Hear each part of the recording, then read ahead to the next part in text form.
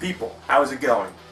Back in the month of Manuary. Yes, I know Manuary is almost over, or Manuary, the actual month itself, but the thing about Manuary is it can go on for as long as it needs to go on without any sort of interruptions, without anyone getting in its way, without anyone stopping it. It is indestructible, it is unstoppable, it is all-powerful, and it is here to fuck shit up.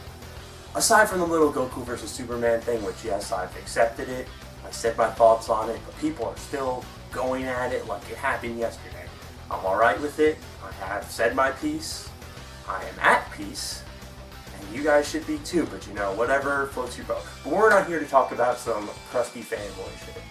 We are here to talk about Berserk Movie 2, The Battle for Doldrey. Yes, I know my review is a little late. I had actually watched this almost when it came out, but I just didn't get around to reviewing it because I was kind of just thinking about how can I make this review different from my first one without just pretty much reiterating everything I said. And to be honest with you, I'm not really going to be able to, because the thing about these movies is you really need to just think of them as one entity. You can't think of it as movie 1, movie 2, and movie 3. You just need to think about it as like Berserk, the long-ass 6-hour movie.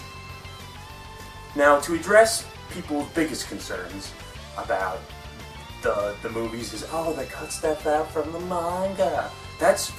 I'm really tired of hearing that when it comes to anime or anime productions or anime adaptations, any sort of like visual reproduction of the original source work. You have to understand, these movies are at most, I think, the third one, which comes out February 1st, by the way, of this year. How can you expect them to A, keep it entertaining, A, keep it, you know, in the budget within a reasonable approximation, I guess, of what the budget is, and, you know, keep it movie. A movie's supposed to have a climax. You know, you guys have done this whole bullshit, like, there's, you know, just the introduction, and then it escalates, and then there's the climax, and then, you know, there's the resulting bullshit, and all the things you don't really care about, and then there's the end. How can you maintain that form if you include every single little agonizing detail?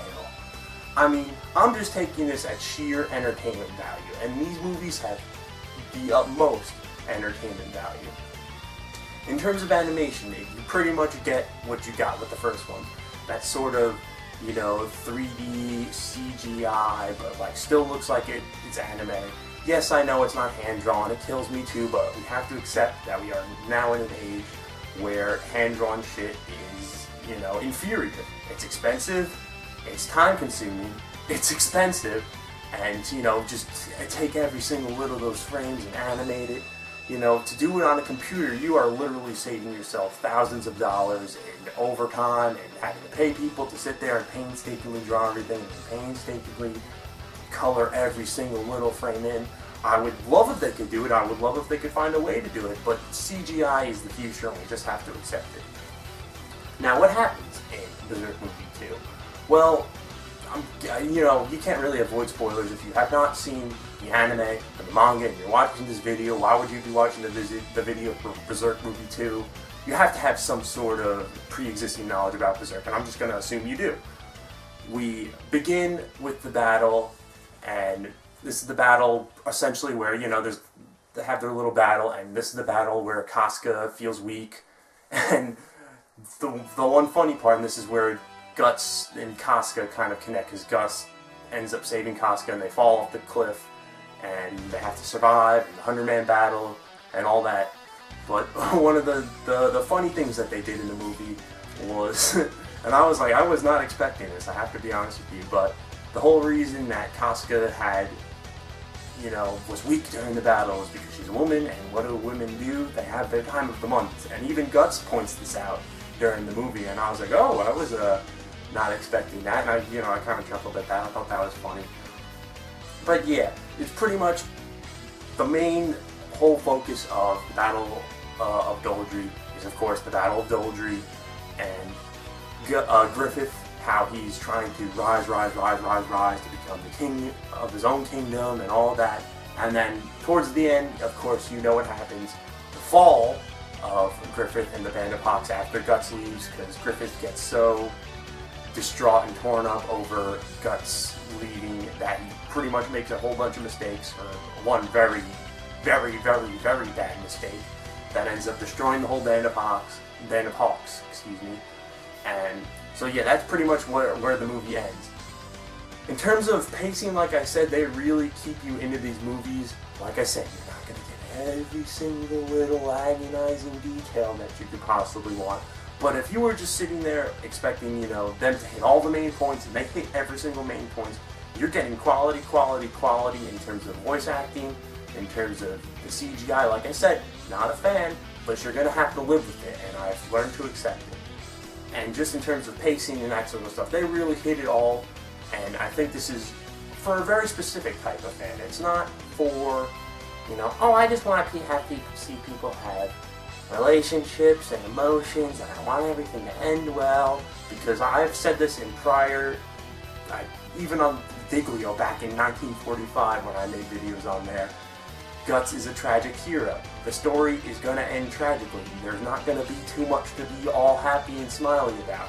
So you're going to have to go into this expecting a very realistic, I might even call it Shakespearean, which that kind of sounds retarded, but you have to think about it in terms of how it's so epic, and there's really this huge tragic story that is happening, and who knows how it's going to end. I don't think it's going to end well, but I'm just talking about Berserk now, the series in general.